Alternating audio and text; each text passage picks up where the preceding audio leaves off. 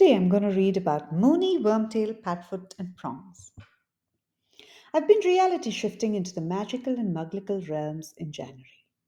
It all started one rainy day as I sat quietly with the daughter. The soft glow of her lampshade gave everything a mellow look. Faint music was humming somewhere in the background, and the rains were pattering outside. Her room was looking neat and lived in.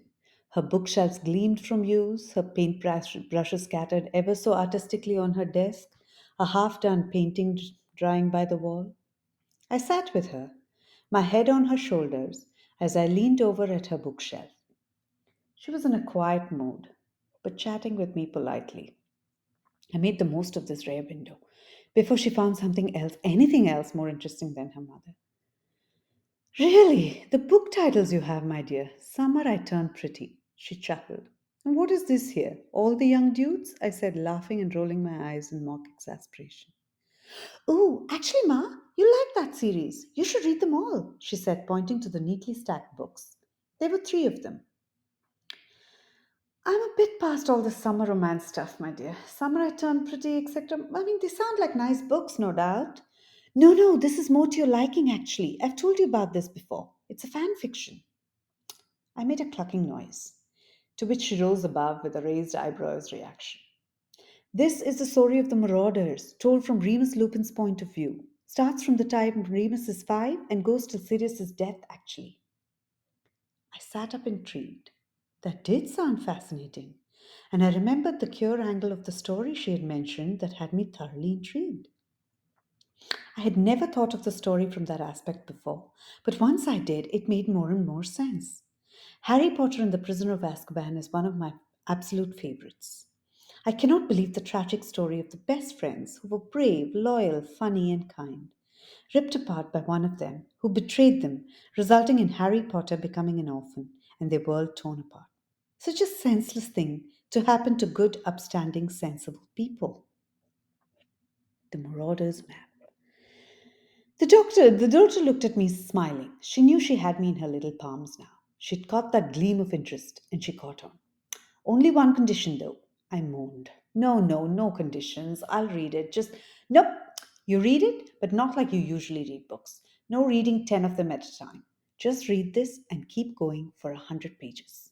Start tonight after shower, tuck yourself into bed, and keep going. That's it. It's a slow book, but worth it. So I did. I usually find January's depressing. The fun and camaraderie of the holiday season is over. The streets look bleak. The winter trees are all bare in their abscission. Shedding all winter leaves is called abscission. I was delighted to learn from the marginalian.org. The holiday lights are taken down and corporates are back to work in full swing, setting goals and metrics and performance targets with an energy that is entirely divorced from the languid winter scene around us. So if I had to get through this time, why not start with a trip to Hogwarts? I thought to myself. I solemnly swear I'm up to no good. I chuckled and started reading. I've been astounded. I love J.K. Rowling's writing of the magical world and started reading with some trepidation. J.K. Rowling is the queen of magic after all. But as I kept reading, I was enthralled. I was immersed, and the weekend was spent in the most marvelous company of the smart, humorous, talented marauders in the magical world. The characterization of Miss Kingbean 89 was even better than J.K. Rowling's, and I seem to agree with the Slate's review of All the Young Dudes. The Harry Potter series seems like a spin off from this magnificent work of art. It enhances the world so beautifully. It isn't available for purchase as it is fan fiction, but it is available to read online at the archives by Miss Kingbean 89. Now, if you're a Harry Potter fan, I strongly recommend this fan fiction.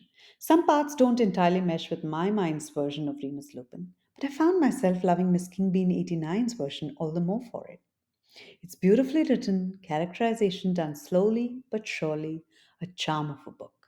It is also 500,000 words long, spread over 188 chapters, so it's quite a trip into Hogsmeade. There was a research paper that suggested that ardent readers of the Harry Potter series were more open minded and inclusive. This narrative ties into that seamlessly. I felt a warmth that comes from reading well rounded characters. Afterwards, I found another great treasure, the audiobook recording by Fleur Uploads of the entire series.